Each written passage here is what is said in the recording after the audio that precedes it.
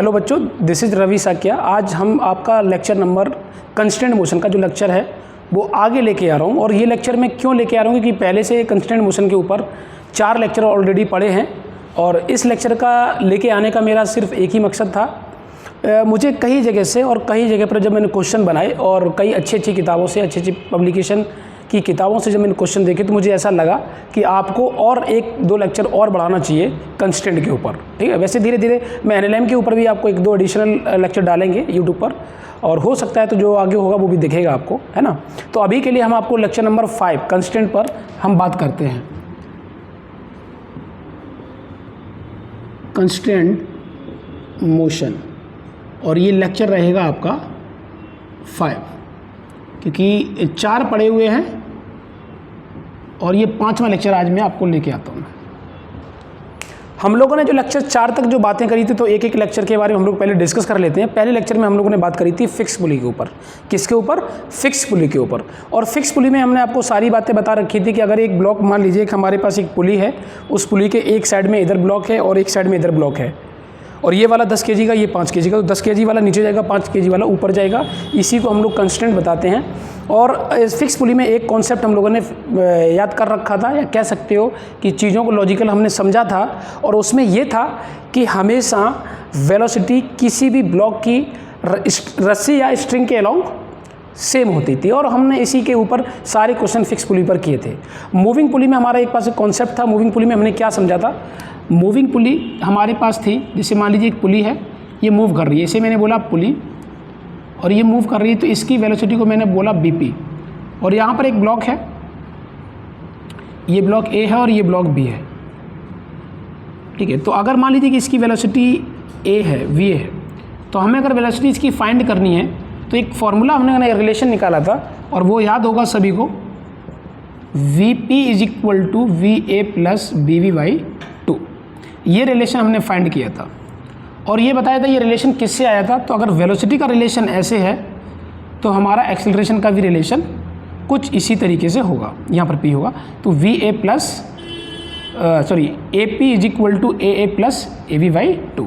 तो जैसे हमारा वेलोसिटी का रिलेशन है, वही सेम रिलेशन हमारा एक्सेलरेशन का होता था। सेम अगर हम लोग यहाँ से डिस्प्लेसमेंट का भी रिलेशन लिखना चाहें, पुली कितना डिस्प्लेस हुई, तो ये हमारे पास हो गया Sp = Sa + xb/2। तो जैसे हमारा डिस्प्लेसमेंट का रिलेशन है, वही हमारा वेलोसिटी का होगा, क्योंकि डिस्प्लेसमेंट का डिफरेंशिएशन किया जाए टाइम के रेस्पेक्ट में तो क्या बन जाता है? वेलोसिटी बन जाता है। और वेलोसिटी का differentiation with respect to time करेंगे तो एक्सेलरेशन बन जाता है। तो तीनों फॉर्मेट एक ही हैं। इन तीनों फॉर्मेट पर हम लोग चीज़ों को आगे देखेंगे। हमने इसके आगे देखा था ब्लॉक प्रॉब्लम। पहला हमारा था फिक्स पुली, दूसरा था मूविंग पुली, तीसरा था ब्लॉक। एक ब्लॉक के रेस्पेक्ट में दूसरा ब्लॉक अगर कांटेक्ट में हो, और अगर एक मूव कर रहा है और कांटेक्ट में दूसरा भी मूव कर रहा है, तो किस तरीके से हम लोग निकालते थे वो आपको याद होगा सारी बातें, कि हम लोग क्या करते थे, कांटेक्ट सरफेस के परपेंडिकुलर वाली वेलोसिटी को हम इक्वल करते थे, जिससे हमारे क्वेश्चंस जो भी हम लोग चाहते थे वो एक्सेलरेशन या वेलोसिटी फाइंड करते थे। चौथा पॉइंट हमने लिया था, चौथा मेथड कह सकते हो आप, मैंने लिया था पॉइंट मेथड। और पॉइंट मेथड में भी मैंने सारे केसेस आपको बता रखे थे। तो जो मैं आपको बातें बोल रहा हूँ वो पीछे ऑलरेडी जो लेक्चर 5वां देख रहा है, डायरेक्ट जो लेक्चर 5वां देख रहा है यूट्यूब पर, तो इस बात को ध्यान रखना कि लेक्चर आपको पहला, दूसरा, तीसरा, चौथा देखें, तो ही आप जाके इस लेक्चर का बहुत अच्छे से मतलब समझ पाएंगे, क्योंकि ये लेक्चर ज़्यादातर पोर्शन एडवांस का इन्वॉल्व होगा, और जेईई मेन का बहुत कम, और नीट का तो आप ये मान के चलिए कि ना के बराबर इसमें होगा। ठीक है, तो इसलिए पहले के लेक्चर देखोगे तो आपको बहुत अच्छा लगेगा इसमें। ठीक है, इसके बाद चौथा मेथड जो हम लोगों ने पढ़ा था वो पॉइंट मेथड पढ़ा था, और 5वां में जो मेथड पढ़ा था वो टेंशन मेथड पढ़ा था। इसी पर बेस्ड पूरे की पूरे जितने भी हमारे कंस्टेंट मोशन से संबंधित जो क्वेश्चन आते हैं, जनरली जो यूज होता है वो न्यूटन्स लॉ मोशन में यूज होता है। अगर आपको बहुत ज़्यादा अच्छे लेवल के न्यूटन्स लॉ मोशन के अगर क्वेश्चन करना है, तो इस बात को ध्यान रखना होगा कि आपको कंस्टेंट मोशन के हर एक कॉन्सेप्ट से रिलेटेड जितने भी क्वेश्चंस आपने किए हैं, मतलब जो हमने आपको पढ़ाए हैं, अगर वो आपने किए हैं, तो आप एनएलएम को बहुत अच्छे लेवल तक सीख सकते हो, है ना। चीज़ों को धीरे धीरे आपको समझ में आएगा। तो मैं आपको क्या बोलना चाह रहा हूँ, आगे देखिए। इन्हीं का यूज़ करते हुए पहले मैं मिक्सिंग प्रॉब्लम आपको स्टार्ट करता हूँ। आज के लेक्चर में मैं क्या कर रहा हूँ, थोड़ा सा रिवाइज करा देता हूँ 1-2 क्वेश्चन से संबंधित। बट हम लोग करेंगे क्या एक दो कॉन्सेप्ट से मिक्स अगर करेंगे तो हम लोग क्या कर सकते हैं, तो हम क्या कर रहे हैं कि फिक्स पुली और मूविंग पुली से संबंधित हम कॉन्सेप्ट को मिक्स करते हैं। उससे संबंधित कैसे क्वेश्चन बनाए जा सकते हैं जरा वो देखो। जैसे मैंने क्या किया, यहाँ पर एक हमारे पास पुली है, सॉरी सीलिंग है, छत है, और ये एक पुली है जहाँ पर एक ब्लॉक लटका हुआ है इस तरीके से, और ये यहाँ पर एक और पुली है जो कि सीलिंग से कनेक्टेड है, और यहाँ पर एक ब्लॉक रखा है सरफेस पर। इस ब्लॉक को आप ए बोल सकते हो, इस ब्लॉक को आप बी बोल सकते हो। ये सरफेस पे रखा है और ये यहाँ से 37 डिग्री एंगल बना रहा है हॉरिजॉन्टल से। मैंने ये बोला कि ब्लॉक ए जो है 10 मीटर पर सेकंड से डाउनवर्ड चल रहा है ना, ब्लॉक ए 10 मीटर पर सेकंड से डाउनवर्ड है। अब मुझे एक बात बताओ, देखिए क्या आपको लगता नहीं है कि हम लोगों को अगर हम बात करें तो ये मूविंग पुली का कॉन्सेप्ट है, ये पुली क्या कर रही है, मूव कर रही है, तो मूविंग पुली वाला कॉन्सेप्ट हम लोग यूज़ कर सकते हैं। तो मेथड 2 नंबर हमारा जो था मूविंग पुली था, उसका फॉर्मूला क्या था हमारे पास, अगर हम लोग इसका देखेंगे तो हम लोग क्या लिखते थे, velocity of pulley is equal to velocity of a plus velocity of v by 2, हम लोग वो करते थे। तो यहाँ पर देखा जाए तो एक ब्लॉक इससे कनेक्ट होना चाहिए था, बट ये तो फिक्स है, इस वजह से इसकी वेलोसिटी क्या हम लोग कंसिडर करेंगे, 0। इस वाले ब्लॉक के लिए अगर हम बात करें तो ये ब्लॉक जितने से मूव करना चाहिए था, तो ये ब्लॉक अगर इससे कंसिडर कर रहे हैं यहाँ पर रस्सी की जगह पर, तो हम रस्सी इसे समझें तो रस्सी क्या होगा, जितना रस्सी का पोर्शन यहाँ पर मूव करेगा उतने से ये ब्लॉक इधर मूव करना चाहिए रस्सी की लॉन्ग, तो वेलोसिटी हमारी इस रस्सी के लॉन्ग सेम हो जाती है, जो कि हम लोगों ने मेथड फर्स्ट में देखा था, फिक्स पुली में देखा था। तो उसमें क्या देखा था कि अगर मान लीजिए मैं अगर बोलूँ यहाँ पर वेलोसिटी ऑफ बी लिखा जाए तो रस्सी के अलोंग हर एक पार्टिकल की वेलोसिटी सेम होगी कि नहीं होगी, तो हम लिख सकते हैं रस्सी के अलोंग इसका कंपोनेंट कर दें तो वी कॉस 37, अगर इस पॉइंट की वेलोसिटी है इधर तो सेम इतनी ही वेलोसिटी इस पॉइंट की भी इधर होगी और इतनी ही वेलोसिटी इतने की होगी, तो इसकी भी क्या होगी, इसे लिखोगे आप वी कॉस 37। तो आप इसे एक ब्लॉक कंसिडर कर सकते हो, इतने पोर्शन को, ये एक ब्लॉक है, तो एक ब्लॉक मूविंग है और एक ब्लॉक फिक्स है, और ये हमारे पास है। तो ये कॉन्सेप्ट हमने क्या सीखा था, हमने सीखा था कि इसकी वेलोसिटी 10 इज इक्वल टू 0 इसकी लिखी है क्योंकि ये तो फिक्स है ना, ये फिक्स है, और प्लस अगर हम लोग बात करें तो यहाँ क्या लिखोगे, वी कॉस 37 डिग्री बाई 2, ये लिखना चाहिए। यहाँ से वेलोसिटी हम लोग फाइंड कर सकते हैं, तो यहाँ से हो जाएगा 20 is equal to v cos 37 की वैल्यू होती है 4/5। इसे अगर आप लोग देखोगे तो यहाँ से मल्टीप्लाई करो और इसे आप लिखोगे तो v is equal to 20 into 5/4 लिखोगे, इसे काटोगे तो ये 5 हो जाएगा, और यहाँ से आंसर जो आने वाला है वो 25 मीटर पर सेकंड। ये क्वेश्चन मैंने एक तरीके से देखा जाए तो हमने दोनों मेथड को एक साथ इन्वॉल्व किया है। कौन कौन से दोनों मेथड को इन्वॉल्व किया है, हमने किया है फिक्स पुली और मूविंग पुली के लिए। तो इससे संबंधित ऐसे क्वेश्चन बनाए जा सकते हैं, दोनों को मिक्स किया जा सकता है, कोई बहुत बड़ी चीज़ थी नहीं।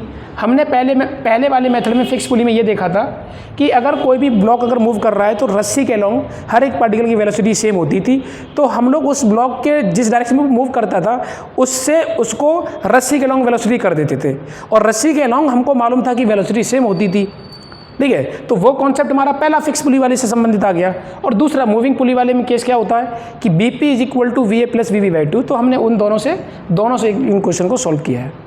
उम्मीद करता हूँ कि ये चीज़ आपको शायद जो है दिमाग में आ गई होगी, जो आपने पीछे पढ़ा था वो क्या था, इसे नोट करो।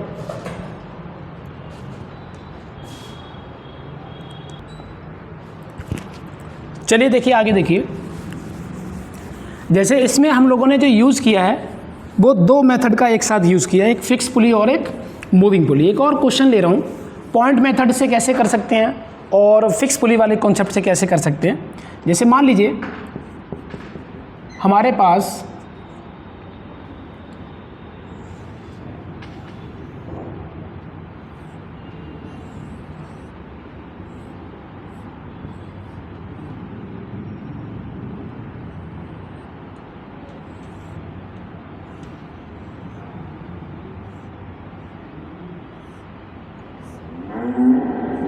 इसे ब्लॉक ए बोला, इसे बी बोला,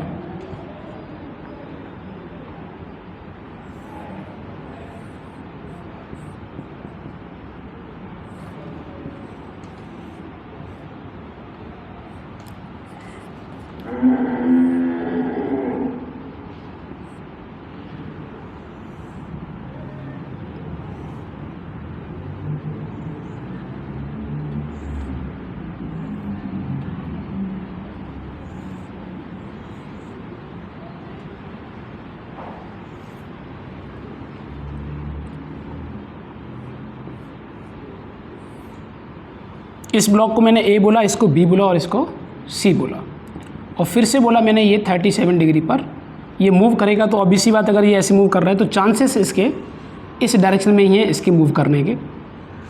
तो हमको क्या करना है, पहले इस चीज़ को देखो। अगर हम लोग इस क्वेश्चन को देखें तो क्वेश्चन देखने में ज़रूर बड़ा सा लग रहा है, बट बहुत ईजी है। क्योंकि अगर हम लोग बात करें तो ये मूविंग पुली है। मूविंग पुली से आप इसे कर सकते हो, या तो पॉइंट मेथड से भी कर सकते हो। पॉइंट मेथड में हम लोग क्या बोलते हैं, पॉइंट मेथड में एक बात हम लोगों ने सीखी थी कि एक रस्सी के सभी पॉइंट वो मार्क कर दो जहाँ पर वो दूसरी बॉडी से टच करते हैं।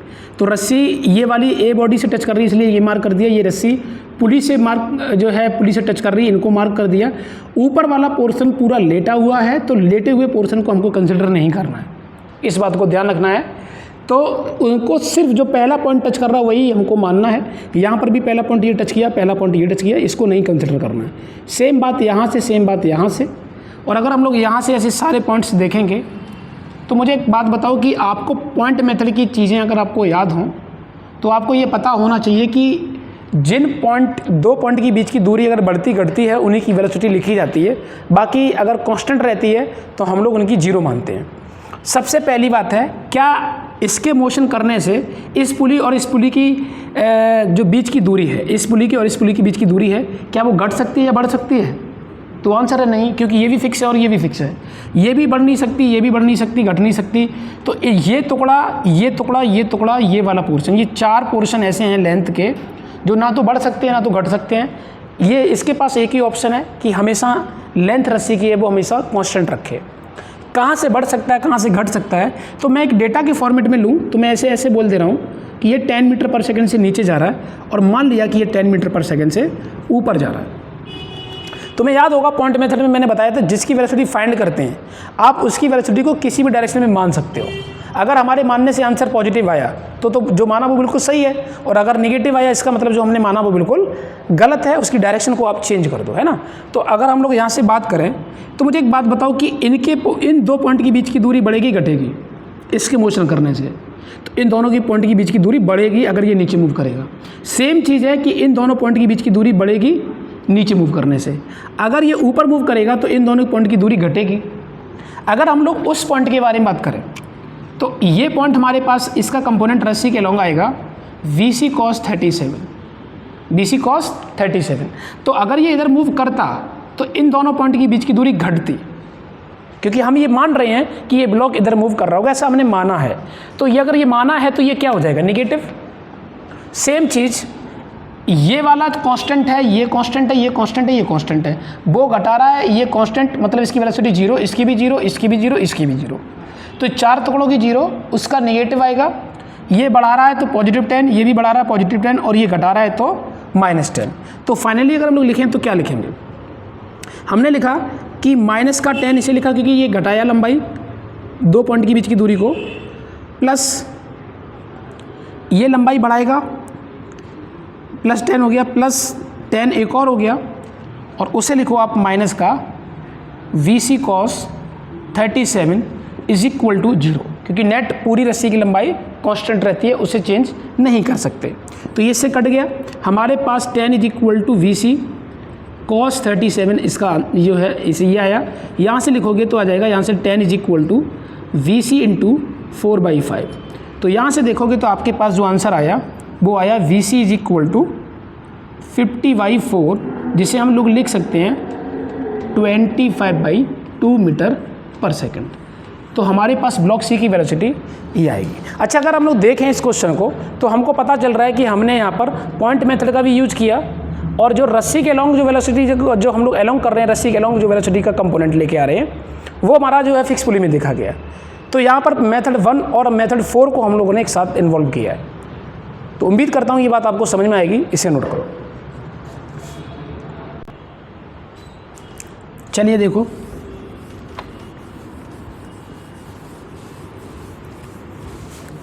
पॉइंट मेथड से एक और क्वेश्चन हम लेते हैं। पीछे हम लोग कर चुके हैं ऐसा क्वेश्चन, ठीक है, फिर से देखते हैं। जैसे क्वेश्चन याद हो अगर आपको, तो ये क्वेश्चन हमने किया था कि यहाँ पर एक वेज है, ये एंगल थीटा ले रहा हूँ, यहाँ पर इसको रस्सी से ऐसे कनेक्ट किया, और एक ब्लॉक इसके ऊपर रखा था, ये ब्लॉक ए है, ये ब्लॉक बी है। इसकी वेलोसिटी अगर v है तो हम लोग इस क्वेश्चन को कैसे करते थे, क्वेश्चन का ये होता था find the velocity of block b part a with respect to wedge. Wedge कौन है, वेज ही है। वेज के रेस्पेक्ट में इसकी वेलोसिटी क्या होगी, एक क्वेश्चन ये था।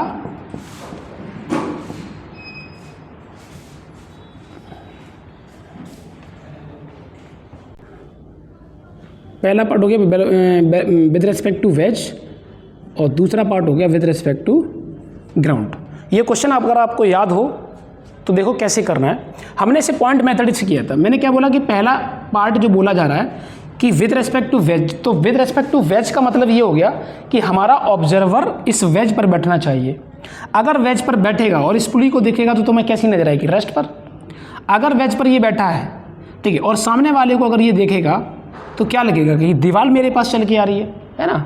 तो अगर हम लोग इन पर देखें तो कितने पॉइंट है हमारे पास, एक पॉइंट ये है जो रस्सी टच कर रही है इस दीवार को, इस पर टच हो रही है, इस पर टच हो रही है और इस पे टच हो रही है, 4 पॉइंट है। तो अगर ये ऑब्जर्वर इन दोनों पॉइंट को देखेगा तो वो तो हमेशा रेस्ट पर नजर आने वाले हैं, क्योंकि चलती हुई कार पर अगर तुम अपने कार का शीशा देखोगे तो ऐसे थोड़ा शीशा भाग गया है ना, शीशा तो वही रहने वाला है।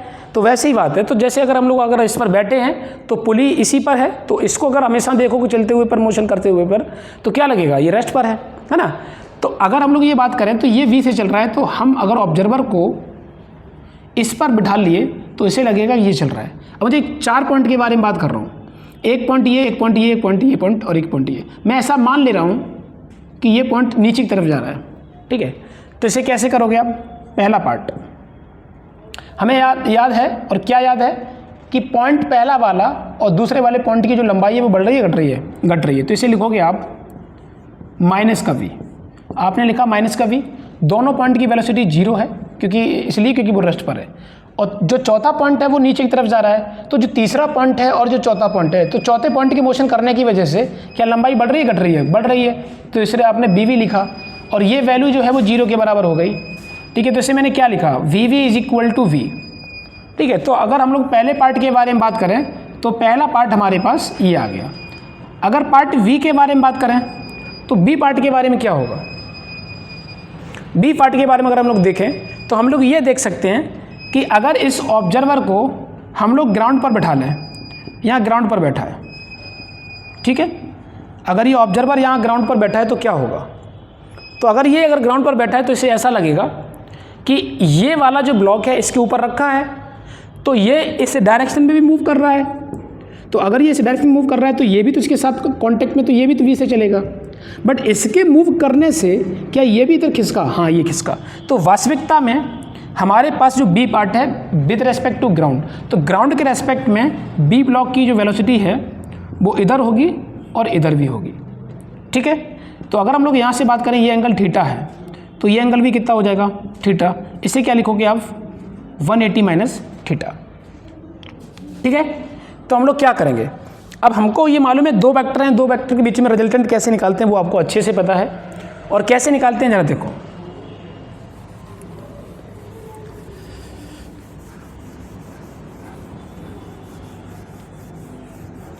देखो अगर हम लोग यहाँ से बात करें तो 2 वेक्टर दिए हैं, 2 वेक्टर का रिजल्टेंट निकालने के लिए हमारे पास वी नेट निकाला जाएगा और लिखोगे अंडर रूट में v square plus v square plus 2v into v, तो वी स्क्वायर और कॉस 180 माइनस थीटा।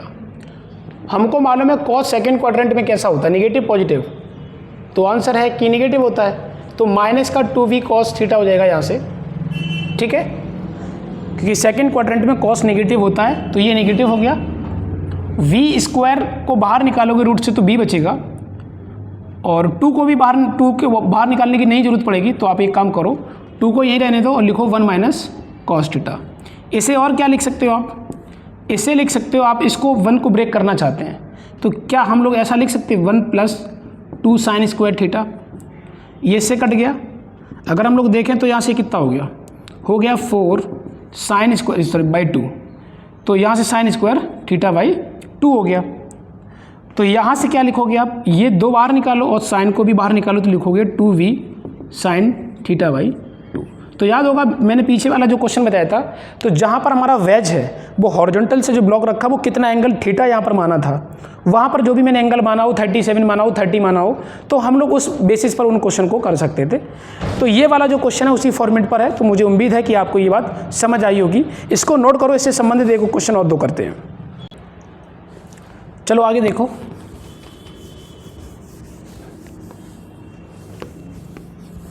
अगर हम लोग आगे बात करें, देखिए एक और क्वेश्चन ले रहे हैं। देखिए अच्छे क्वेश्चन हैं, इनको आप करना चाहो तो एक बार तो जैसे मैं आपको बता ही रहा हूँ इन क्वेश्चन को, जनरली मैं ज़्यादातर क्वेश्चन आपको कवर करा रहा हूँ, जितना मेरा से प्रयास हुआ है हर एक किताब से कराने का प्रयास कर रहा हूँ, और जितने भी अच्छे क्वेश्चन बना सका हूँ मैं बनाया हूँ। तो अगर आप इनको क्वेश्चन को अपने तरफ से करोगे, जैसे एक बार आप सीख लो, ठीक है, फिर सारे क्वेश्चन को अपने तरफ से आप करिए एक एक करके। जो कॉन्सेप्ट आपको बताए जा रहे हैं उन सारे कॉन्सेप्ट को याद करते हुए क्वेश्चन जो भी आपको कराए गए उनको फिर से करें, ठीक है, तो ऑटोमेटिक आपका कॉन्सेप्ट बिल्ड होगा। देखिए एक और क्वेश्चन मैं ले रहा हूँ, जैसे कि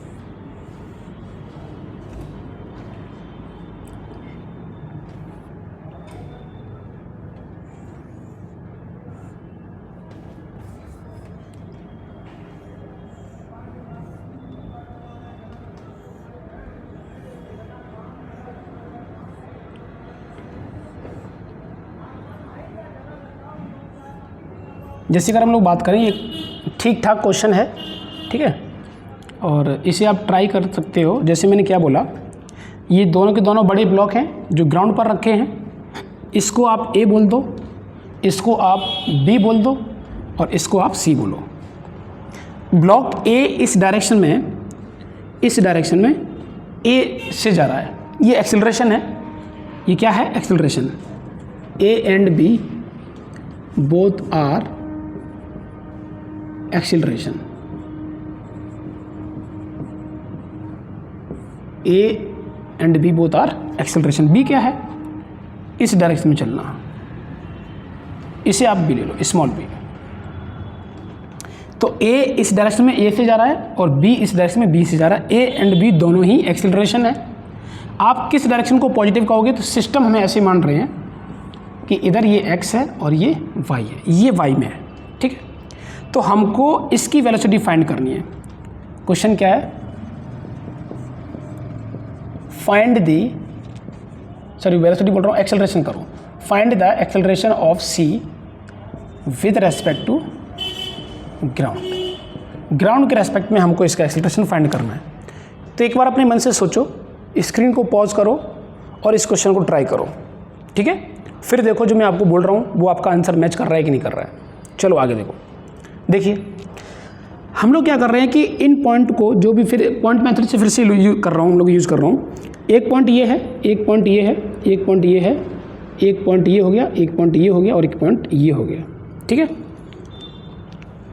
अब ध्यान सुनना, हालांकि पॉइंट ये है और पॉइंट ये भी है, इस पॉइंट की कितनी लंबाई बढ़ेगी घटेगी वो इन पर डिपेंड करेगा। सबसे पहली बात ये है, इसके आगे पीछे होने से क्या इसकी लंबाई पे कोई फ़र्क पड़ेगा इन दोनों पॉइंट पर? नहीं।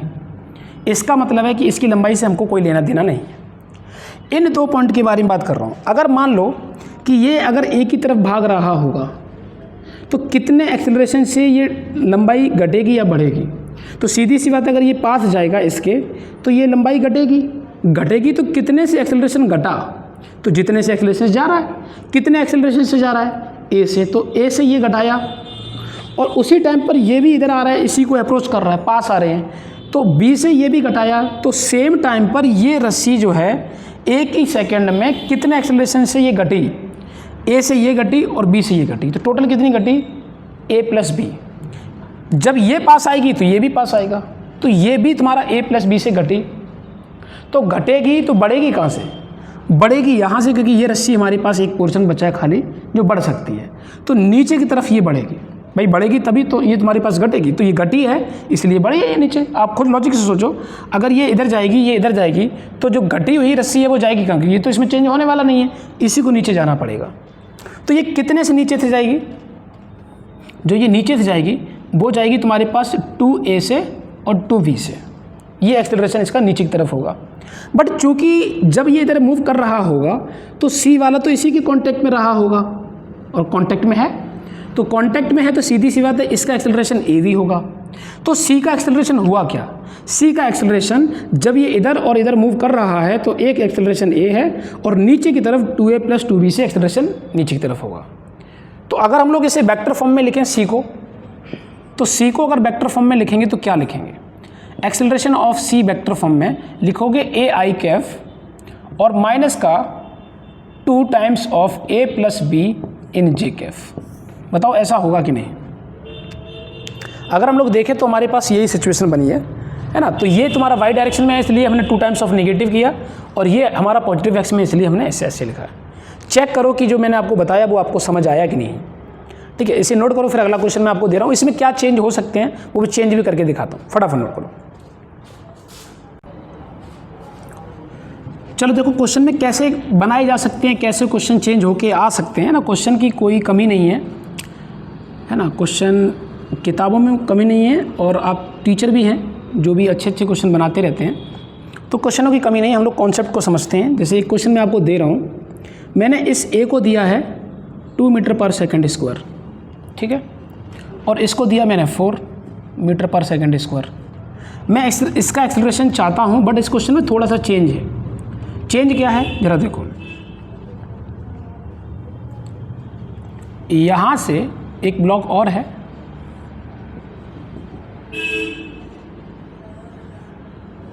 जो मैंने कुछ इस तरीके से चेंज किया है, ये सी है। अब बताइए कि इसका आंसर क्या होगा। स्क्रीन को पॉज करो, स्क्रीन को पॉज करो और इसे करो। देखिए कैसे कर रहे हैं। सबसे पहली बात ये है, मुझे एक बात बताओ, इसके आगे बढ़ने से ये जब आगे बढ़ेगा तो ये कितने से डीला कर रहा होगा, 2 से। ये कितने से कर रहा होगा, 4 से। कुल मिला के ये हमारे पास 6 से रस्सी को घटा रहा होगा। सेम चीज़ क्या 6 से ये भी घटा रहा होगा। बट देखो ये वाला इससे कनेक्ट नहीं है, ये फिक्स है, तो इसके फिक्स होने से सिर्फ यही वाला मोशन हो रहा है। तो ये वाला तुम्हारा 2 से घटेगा और ये वाला भी 2 से घटेगा।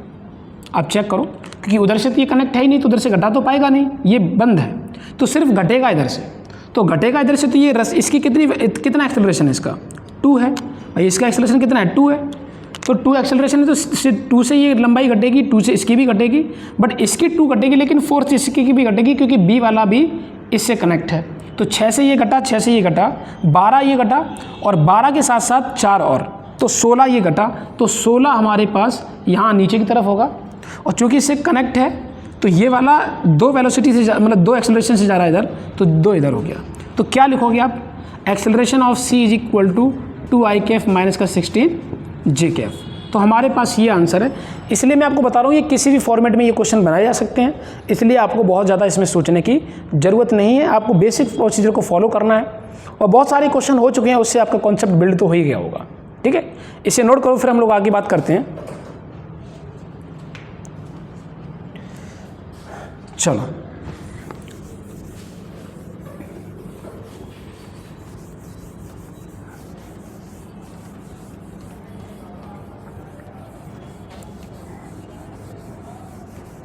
एक और देखो, जैसे अगर हम लोग बात करें,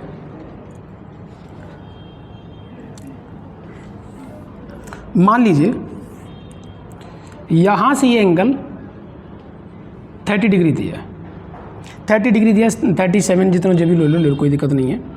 यहाँ से एक ब्लॉक ऐसे है जो कि इस पर रखा है, ये वेज है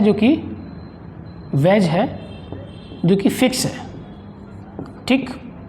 इस पर एक ब्लॉक ए है और इस पर एक ब्लॉक बी है,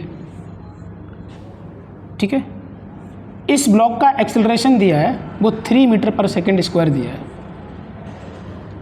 acceleration of B is equal to 3 metre per second square with respect to A,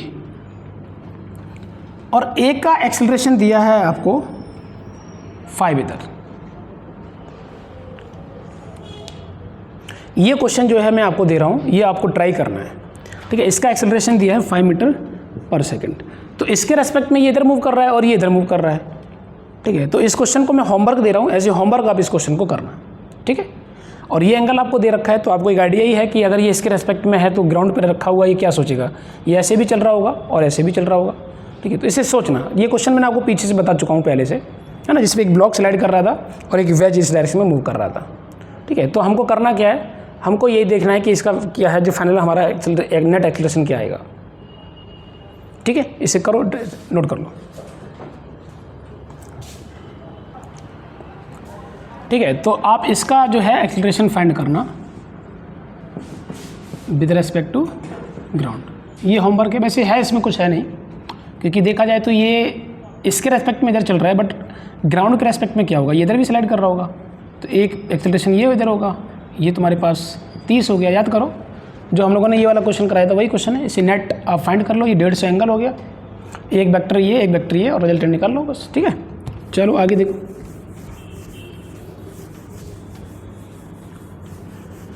और देखो, जैसे कि मान लीजिए एक ब्लॉक ऐसे रखा है,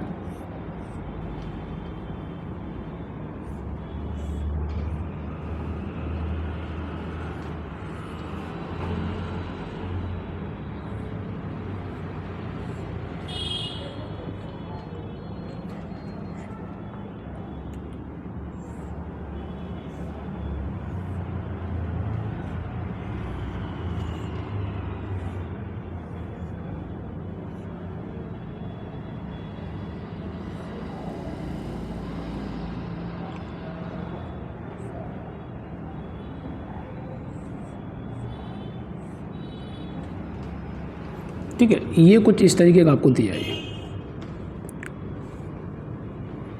ठीक है। इसे आप ए बोलो, इसे बी बोलो, इसे सी बोलो, इस तरीके के आपको कुछ क्वेश्चन मिलेंगे, इसलिए इसमें काफ़ी बच्चा इसमें कंफ्यूज होता है। मैं आपको ये कह रहा हूँ कि मान लीजिए सपोज इसका एक्सेलरेशन सी का 5 मीटर पर सेकंड स्क्वायर है, तो हमको एक्सेलरेशन फाइंड करना है, एक्सेलरेशन ऑफ बी और एक्सेलरेशन ऑफ ए, ये क्वेश्चन है, ठीक है। ये हमने क्या किया, इस रस्सी को यहाँ पर फिक्स कर दिया, ये फिक्स है इस पॉइंट पर। इसका एक्सेलरेशन और इसका एक्सेलरेशन फाइंड करो। तो आप एक काम करो, स्क्रीन को पॉज करो, ठीक है, और इस क्वेश्चन को सॉल्व करो। देखो मैं बताता हूँ कैसे करना है। सबसे पहली बात यह है कि अगर बी नीचे की तरफ जाएगा तो ये कन्फर्म है, सॉरी सी नीचे की तरफ जाएगा तो ये कन्फर्म है कि बी इधर जाएगा। ये बात मानते कि नहीं मानते? अगर ये इधर जाएगा तो ये इधर जाएगा, तो क्या सेम जाएगा? ऑब्वियस सी बात है, एक ही रस्सी से कनेक्ट है, तो इसको भी 5 से इधर चलना पड़ेगा। ये तो बहुत आसान था, बी निकलना बहुत आसान था। तो बी का एक्सेलरेशन क्या हो गया, 5 metre per second square. But हम लोग टेंशन मेथड से एक चीज़ और जानते हैं, ये सारे क्वेश्चन मैं आपको मिक्स करा रहा हूँ, अभी नया कॉन्सेप्ट मैंने आपको कुछ बताया नहीं है। तो अगर टेंशन मेथड से देखोगे तो आपको मालूम है, अगर रस्सी ये एक है, पूरी एक है, तो टेंशन इसका टी होगा, तो यहाँ से भी टी, यहाँ से भी टी, यहाँ से भी टी, और ये भी टी और ये भी टी, तो ये कितना हो जाएगा, ये 2t हो गया और ये भी 2t हो गया, और ये तो कितना हो जाएगा यहाँ से, ये भी 2t हो गया। इस वाले ब्लॉक पर कितना टेंशन है, तो आप बोलोगे 3। इस वाले पर कितना है, बोलोगे 4। तो क्या हम ऐसे लिख सकते हैं कि 4 times of AA is equal to 3 times of AB, और AB का एक्सेलरेशन आपको पहले से पता है कितना है, एक्सेलरेशन है हमारे पास 5। तो यहाँ से एक्सेलरेशन ऑफ A जो आएगा वो 15/4 मीटर पर सेकंड स्क्वायर आएगा। बस यही आंसर है। तो ये जो क्वेश्चन मैंने आपको दिया है एक्सेलरेशन के टर्म में दिया है, एक्सेलरेशन फाइंड करवाया है A और B का, सेम चीज़ ये वेलोसिटी के टर्म में भी दिया जा सकता है। तो वेलोसिटी में भी कोई अलग से चीज़ नहीं करनी पड़ेगी, सेम अप्रोच सेम कॉन्सेप्ट यही हम लोग यूज़ कर लेंगे, ठीक है। चाहे वेलोसिटी का हो चाहे डिस्प्लेसमेंट का भी हो। अगर ये बोलता कि ये मान लीजिए कि 5 मीटर ये नीचे खिसका, तो बताओ कि बी और ए कितना खिसका होगा। तो सीधी सी बात है, बी भी 5 खिसकेगा और ए जो खिसकेगा वो 15/4 मीटर खिसकेगा। तो चाहे डिस्प्लेसमेंट के बारे में बात करें, चाहे तुम्हारे वेलोसिटी के बारे में बात करें और एक्सेलरेशन के बारे में बात करेगा, तो हमने आपको बता ही दिया। तो सेम तीनों चीज़ों में कुछ भी पूछेगा, आंसर एक ही है। उम्मीद करता हूँ आपको ये बात समझ आई होगी। पहले इसे नोट करो, फिर हम लोग आगे बढ़ते हैं।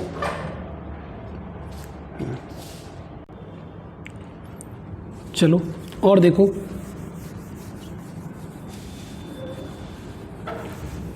देखिए और देखो भैया, एक और अच्छा क्वेश्चन देखो।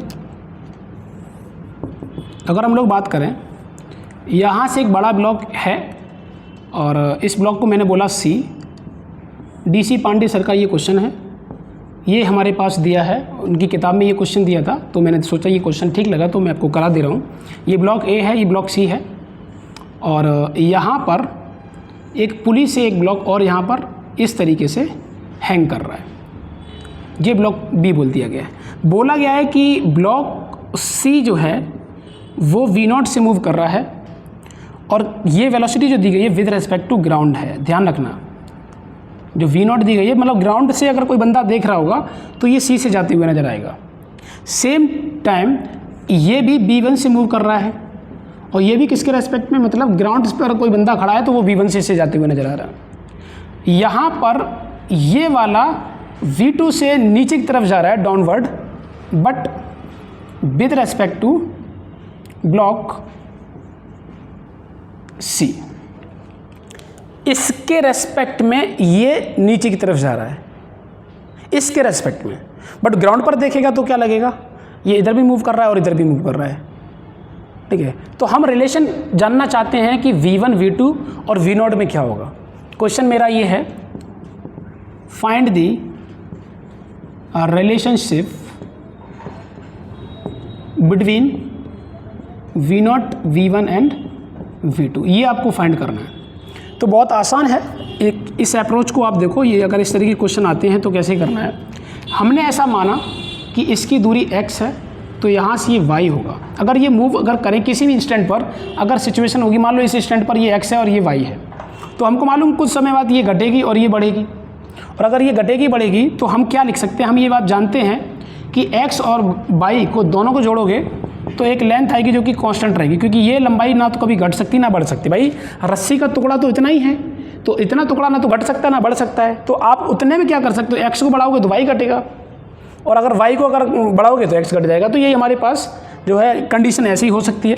तो अगर हम लोग इसे डिफ्रेंशिएट करें तो क्या लिखोगे, आप लिखोगे dx/dt plus dv/dt is equal to 0, क्योंकि ये तो कांस्टेंट है। इसे क्या लिख सकते हो आप, dx/dt is equal to minus का dv/dt, और आना भी चाहिए था क्योंकि आप देखो यहाँ से लंबाई एक बढ़ रही है घट रही है तो निगेटिव होना भी चाहिए। बट हम लोग यहाँ से एक चीज़ देख सकते हैं, वेलोसिटी ऑफ हॉरिजॉन्टल डायरेक्शन में चलने वाला कौन कौन है। तो हॉरिजॉन्टल में चलने वाला हमारे पास ये है और ये है, और y में चलने वाला वो है। तो आप ऐसे लिख सकते हो dv/dt is equal to minus का dx/dt। यहाँ से देखा जाए तो ये वाला सिर्फ वर्टिकल डायरेक्शन में एक ही है, दूसरा कोई नहीं है। तो वर्टिकल में डायरेक्शन में चलने वाला ये v2 हो गया, और इधर अगर देखा जाए तो हॉरिजॉन्टल में एक दूसरे के रेस्पेक्ट में मूव कर रहे हैं। तो हम लिख सकते हैं कि velocity of c with respect to a, तो क्या लिखोगे यहाँ से, v2 is equal to minus का v0 माइनस का b1। बस ये रिलेशन आप यहाँ से निकाल लो, ये रिलेशन हमारा इसका आ जाएगा, यही एक रिलेशन है। तो इसे नोट करो, फिर हम लोग आगे बढ़ते हैं। चलो आगे देखो और देखिए,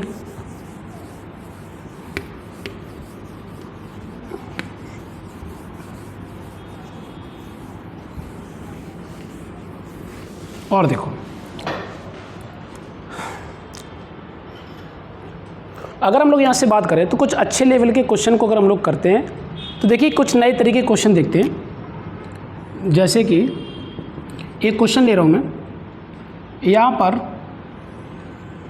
एक हेमीस्फीयर है,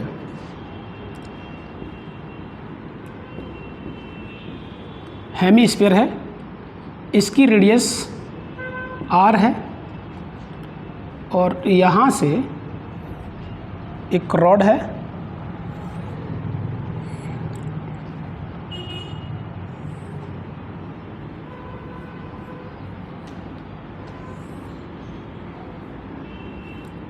ये रॉड है और ये यहाँ से इस सिचुएशन पर थीटा एंगल पर रखी है। ये क्वेश्चन जो है वो आशीष अरोड़ा सर का है और कुछ लोग जानते होंगे आशीष अरोड़ा सर को, तो उनका जो है उनकी बुक का एक अच्छा क्वेश्चन है। देखिए अगर हम लोग यहाँ से करें तो मैंने बोला कि इसमें इस रॉड की वेलोसिटी इधर v1 गिवन है और इधर ये v2 गिवन है। क्वेश्चन ये पूछा गया है D theta by d t को हमको फाइंड करना है in terms of v1 v2 r1 and theta, इसके टर्म में हमको फाइंड करना है। तो आप जो है स्क्रीन को पॉज करो, इसे ट्राई करो। मैं पहले से बोल रहा हूँ जे मेन लेवल का ये क्वेश्चन नहीं है, एक एडवांस इलस्ट्रेशन है, एक आप कह सकते हो इसे, है ना। तो आपको काफ़ी ठीक है, चीज़ें ठीक लगेंगी। जैसे मैं करता हूँ, देखो क्या है, इस पॉइंट से और इसके सेंटर पॉइंट के बीच की दूरी को मैंने बोला x। एक बात बताओ कि समय के अकॉर्डिंग ये x जो है वो बढ़ेगा घटेगा? बढ़ेगा। क्यों? क्योंकि ये इधर फिसल रहा है तो ये फिसलेगा तो ये पॉइंट आगे भाग जाएगा, और ये भी इधर मूव कर रहा है तो ये भी आगे भाग जाएगा, तो ये दूरी बढ़ेगी। तो अगर मैं इसका डिफरेंशिएशन करूं तो मैंने इसे डिफरेंशिएशन किया, लिखा dx बाई डी टी। तो बताओ v1 v2 जो है वो पॉजिटिव आना चाहिए क्योंकि लंबाई बढ़ा रहा है। भाई इसका रेट जो है x का रेट वो क्या होगा? बढ़ेगा तो ये v1 प्लस v2 हो गया। ठीक है, एक इक्वेशन आप यहाँ से लिख सकते हो। दूसरा, अगर हम लोग यहाँ से देखें, इसे अगर हम नंबरिंग करें a और इस पॉइंट को बोला मैंने b और इस पॉइंट को बोला मैंने c, तो अगर मैं देखूं इन ट्रायंगल ABC, अगर ABC ट्रायंगल में देखूं तो अगर हम लोग साइन थीटा अगर लगाएं तो साइन थीटा को क्या लिख सकते हैं? लिख सकते हैं r/x। और यहाँ से देखा जाए तो x को लिख सकता हूँ r/y साइन थीटा, और यहाँ से और देखूँ तो x = r कोसेक थीटा। एक बात बताओ कि अगर ये रॉड इधर स्लाइड करे और ये हेमीस्फीयर अगर उस डायरेक्शन में स्लाइड करे तो ये थीटा बढ़ेगा घटेगा? ठीक है, इसका रेट जो है निगेटिव आना चाहिए। अगर हम लोग यहाँ से देखें तो निगेटिव आना चाहिए। और अगर ये भी अगर इधर बढ़ रही है तो सीधी सी बात है x बढ़ेगा। बट यहाँ पर हमारे पास कौन कौन वेरिएबल है? मतलब देखा जाए तो हमारे पास जो है 3 फैक्टर हैं, x, r और थीटा। इन 3 फैक्टर में 2 वेरिएबल है x और थीटा, जबकि r कांस्टेंट है। तो डिफरेंशिएशन करेंगे तो हमारे पास x और थीटा ही डिफरेंशिएट होगा। तो यहाँ से क्या लिख सकते हो? आप लिख सकते हो dx by d T, r को बाहर निकालो और ये बन जाएगा माइनस का कॉस थीटा, क्या होता है कोसेक थीटा का, cosec theta into cot theta, और थीटा को जब करोगे तो d theta by d t हमारे पास डिफरेंशिएशन हो जाएगा। तो यहाँ से क्या बनने वाला है ज़रा देखो ध्यान से। अगर हम लोग यहाँ से देखें तो हमारे पास आ गया dx by d t is equal to minus का ये r है, और इस कोसेक को लिखोगे कोसेक थीटा को तो लिख सकते हो साइन थीटा, और इसको लिख सकते हो तुम्हारे पास कॉट थीटा है तो कॉस थीटा अपॉन में साइन थीटा, और यहाँ से d theta by d t. Basically आपको d theta by d t ही चाहिए था। तो यहाँ से देखा जाए तो ये वैल्यू क्या हो गई? ये वैल्यू हो गई हमारे पास v1 प्लस v2। ठीक है, सॉरी ये मैं कर रहा हूँ b1 प्लस b2, तो b1 प्लस b2 हो गया। यहाँ से क्या करोगे आप? निगेटिव साइन के साथ r कॉस थीटा, और ये हो जाएगा यहाँ पर साइन स्क्वायर थीटा, और यहाँ से d theta by d t. तो यहाँ से d theta by d t को अगर देखोगे तो आपके पास हो गया v1 plus v2 into sine square theta upon में r cos theta with negative sine. और निगेटिव साइन में आपको मालूम है, ये मैं क्यों बता रहा हूँ निगेटिव साइन, ये क्यों आया है यहाँ पर निगेटिव साइन? इसलिए आया क्योंकि हमको मालूम है ये थीटा का रेट लगातार डिक्रीज़ कर रहा है। तो फाइनली अगर आपको वैल्यू पूछा जाए, मैग्नीट्यूड पूछा जाए, तो वैल्यू हमारे पास हो जाएगी v1 plus v2 sign square theta upon r cos theta. उम्मीद करता हूँ आपको ये क्वेश्चन समझ में आया होगा। इसे नोट करो, फिर मैं आगे बढ़ती हूँ। चलो आगे देखो, एक और आशीष सर का क्वेश्चन देखो।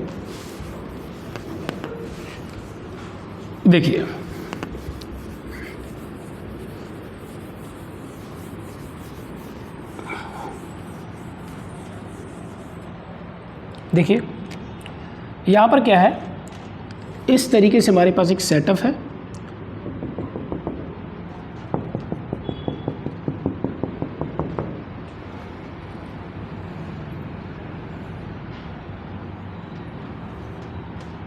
इसे मैंने बोला A,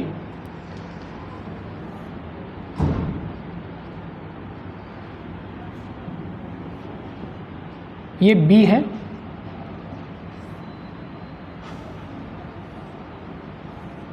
और इसे बोला मैंने सी। यहाँ से ये एंगल दिया थीटा और ये भी दिया थीटा। ये और गिवन है कि ए वाला इधर वी से चल रहा है और सी वाला भी इधर वी से आ रहा है। तो जब ये इधर से आएगा तो ये लंबाई बढ़ेगी या घटेगी? तो ये इधर बढ़ेगा तो लंबाई बढ़ेगी, और अगर ये इधर आएगा तो ये भी बढ़ेगी। तो कहाँ से घटेगी? इधर, मतलब ये इस डायरेक्शन में मूव करेगा। हमको इसी की वेलोसिटी फाइंड करनी है, ठीक है। जब ये v से और ये v से इधर चलेंगे तो ये कितने से v से चलेगा, हमको ये फाइंड करना है। अब ये कैसे करना है, अब इसी चीज़ को देखें, ठीक है। ध्यान सुनना, एक एक स्टेप ध्यान से सुनना। हम क्या कर रहे हैं, हमने ऐसा माना कि ये x है, ठीक, यहाँ से लेके यहाँ तक ये x है, और इतनी जो यहाँ से लेके यहाँ तक की दूरी है इसे आप r मान सकते हो। तो ये वाली दूरी कितनी हो जाएगी, हमको ये v फाइंड करना है, ठीक है, v फाइंड करना है। यहाँ से ये दूरी कितनी हो जाएगी, इसे लिखोगे आप r माइनस एक्स। इसको मैंने माना इस जगह से, इस दूरी को माना मैंने यहाँ से बाई, ठीक है, यहाँ से ये बाई हो गया। ये पूरी जो लेंथ है यहाँ से लेके यहाँ तक, इसे बोला मैंने l, जो कि कांस्टेंट है। बट अगर हम लोग इतनी दूरी पूछें तो क्या लिखोगे, आप लिखोगे l माइनस एक्स। भाई अगर पूरी की पूरी l है तो ये कितना हो जाएगा, l माइनस एक्स। तो अगर हम लोग पाइथागोरस थ्योरम से देखें तो हम क्या लिख सकते हैं, हम लिख सकते हैं l माइनस एक्स का whole square is equal to by square plus r minus x का होल स्क्वायर। तो अगर हम लोग यहाँ से डिफरेंशिएट कर दें इसका तो क्या होगा, 2 टाइम्स ऑफ, क्योंकि हमें मालूम है y और x ही इसमें वेरिएबल है, क्योंकि ये इधर मूव कर रहा है तो x बढ़ेगा और x बढ़ेगा तो ये y घटेगा। तो हम ये वेरिएबल हमारे पास x और y है, तो इसे डिफरेंशिएट करेंगे आएगा 2 ब्रैकेट में l माइनस एक्स, और जब इसका करेंगे तो आएगा माइनस का dx बाई dt। यहाँ से करोगे 2y dv बाई dt, और यहाँ से करोगे तो 2r माइनस एक्स, और ये हो जाएगा माइनस का dx बाई dt। हमारे पास ये एक्सप्रेशन आई, 2 से 2 कट गया, ठीक है। और एक काम कर रहे हैं कि हमारे पास इस फैक्टर को हम लोग डिवाइड कर देते हैं दोनों तरफ, तो हमारे पास हो जाएगा माइनस का dx बाई dt, ठीक है, इज इक्वल टू, यहाँ पर हो जाएगा हमारे पास y upon l minus x, क्योंकि हम लोग l माइनस एक्स का डिवाइड कर रहे हैं इस पूरी एक्सप्रेशन में, और यहाँ बन जाएगा हमारे पास dv बाई dt, और यहाँ पर हमारे पास आने वाला है प्लस का r minus x upon l minus x, और यहाँ पर भी हो जाएगा dx बाई dt। एक बात बताओ कि टाइम के अकॉर्डिंग अगर हम लोग देखें तो ये v क्या है, v लिख सकते हो कि सर जो x का रेट जो बढ़ रहा है, ये x अगर बढ़ेगा तो वही वेलोसिटी होगी। तो हमारे पास ये टर्म जो v आने वाला है वो dx बाई dt है। इसको लिख सकते हैं हम लोग v, इसे लिख सकते हैं। अच्छा, इसे अगर हम लिखेंगे इस ट्रायंगल से क्या आना चाहिए, तो cos थीटा यहाँ से क्या होगा, y upon l minus x, तो यहाँ से ये हो गया cos थीटा। ये क्या होगा, माइनस का वी, क्यों, क्योंकि dv बाई dt जो ऊपर की तरफ जाएगा ये लंबाई बढ़ेगी घटेगी, तो बाई घटेगा इसलिए निगेटिव वी आ गया। यहाँ से देखें तो हम लोग यहाँ से क्या लिख सकते हैं, ये निगेटिव तो है ही, और ये टर्म देखें तो हमारे पास क्या आने वाला है, साइन थीटा को देखो तो साइन थीटा आएगा r minus x upon l minus x, तो ये हो गया यहाँ से साइन थीटा, और ये भी हमारे पास हो गया माइनस का v। तो अगर हम लोग इसे देखें तो हमारे पास ये टर्म इधर आ जाएगा, तो इसे क्या लिखोगे आप, इसे v से v पहले काट दो, ये माइनस काट दो, तो हमारे पास यहाँ से क्या आने वाला है, इसको लेके आओ इधर, तो आ जाएगा v माइनस का v sine theta is equal to v cos theta, ठीक है। यहाँ से अगर देखोगे तो आएगा v is equal to v bracket में 1 minus sine theta upon cos theta. बस यही आंसर निकालना था हमको। उम्मीद करता हूँ आपको समझ में आया होगा, ठीक है। तो जैसे पैटर्न हमने इधर से सॉल्व किया सेम पैटर्न इधर है, तो आप किधर से भी सॉल्व कर सकते थे, आप इधर से भी सॉल्व करते तो भी आंसर यही आता, ठीक है। और इसको और तरीके से भी क्वेश्चन कर सकते हैं, कुछ बच्चों ने हमको बताया कि सर इसको हम दूसरे मेथड से भी कर सकते हैं, तो आप कर सकते हो, इसमें कोई बहुत बड़ी चीज़ नहीं है। इसे नोट करो, फिर हम लोग आगे बढ़ो।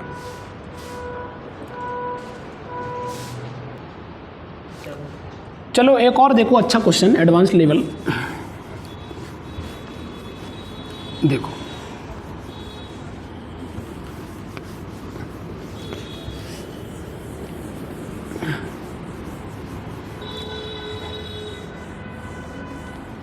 देखिए, अगर हम लोग यहाँ से बात करें तो हम लोग ऐसा भी एक क्वेश्चन ले सकते हैं,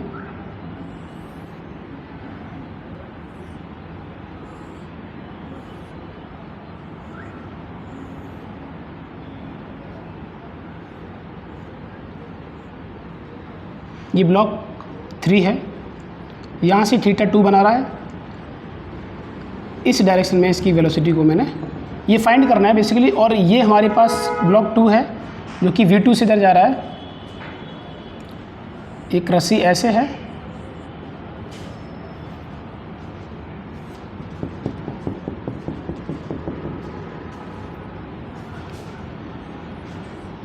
ये ब्लॉक 1 है, यहाँ से ये θ1 है, बट ये मूव इधर कर रहा है v1 से। हमको गिवन क्या है कि ब्लॉक 1 v1 से इधर मूव कर रहा है, उस इंस्टेंट पर, पर्टिकुलर इंस्टेंट पर ये रस्सी θ1 एंगल बना रही है, और ब्लॉक 2 v2 से इधर मूव कर रहा है, और ब्लॉक 3 उस इंस्टेंट पर θ2 से यहाँ से एंगल बना रहा है, और हमको निकालना है यहाँ से v3।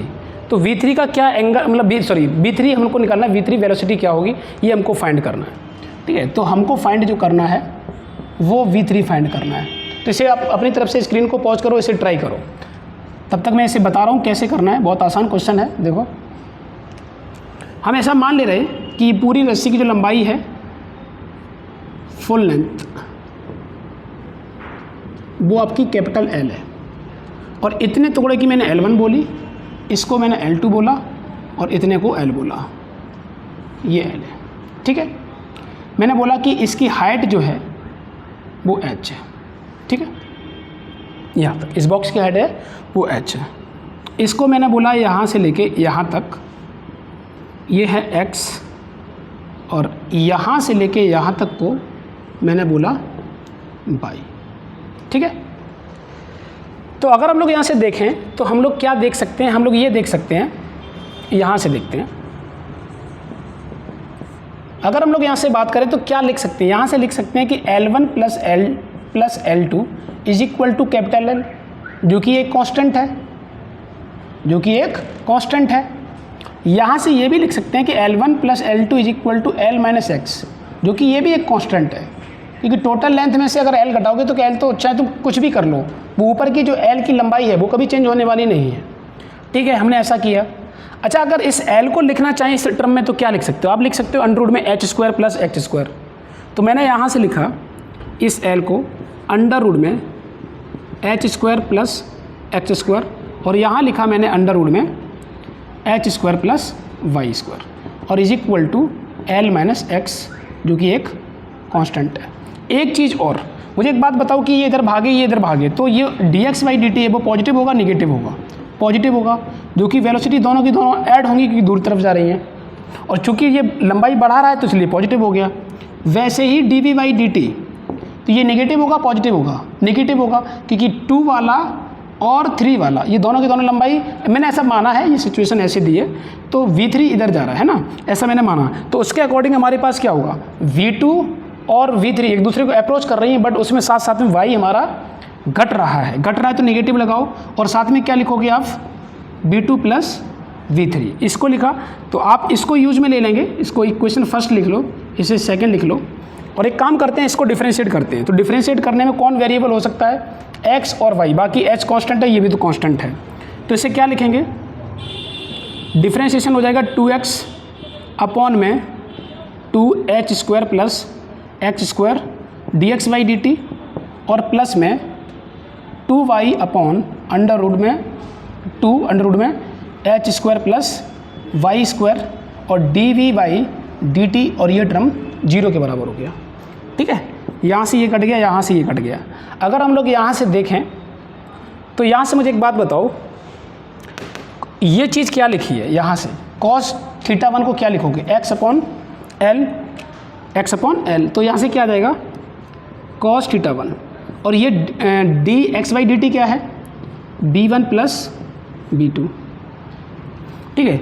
और यहाँ से क्या लिख सकते हो आप, प्लस का, यहाँ से आ जाएगा हमारे पास, ये क्या लिखा है देखो, ये हमारे पास लिखा है cos θ2, और यहाँ से लिखा है ये minus times v2 plus V3 और ये इक्वल टू 0। तो ये हमारे पास एक्सप्रेशन है, इसको आप चाहो तो सॉल्व कर सकते हो। B1 प्लस B2 कॉस θ1 और जो नेगेटिव लगा है तो एक तो आपको चाहिए क्या, V3 चाहिए, तो क्या कर सकते हो, V2 cos θ2 is equal to V3 cos θ2। यहाँ से V3 चाहिए तो क्या करोगे, कॉस थीटा को यहाँ नीचे डिवाइड कर दो, आंसर आ जाएगा। ठीक है, तो आपको सिर्फ ये डिवाइड करना है, बाकी कुछ करना नहीं है और आंसर आ गया। तो ये आपके पास इस तरीके से V3 फाइंड करना था। एक ये भी एक बहुत अच्छा इलस्ट्रेशन है। ठीक है, तो ये भी आपको काफ़ी चीज़ें सिखा रहा है एक साथ, कहीं भी हम किस तरीके से सोच सकते हैं।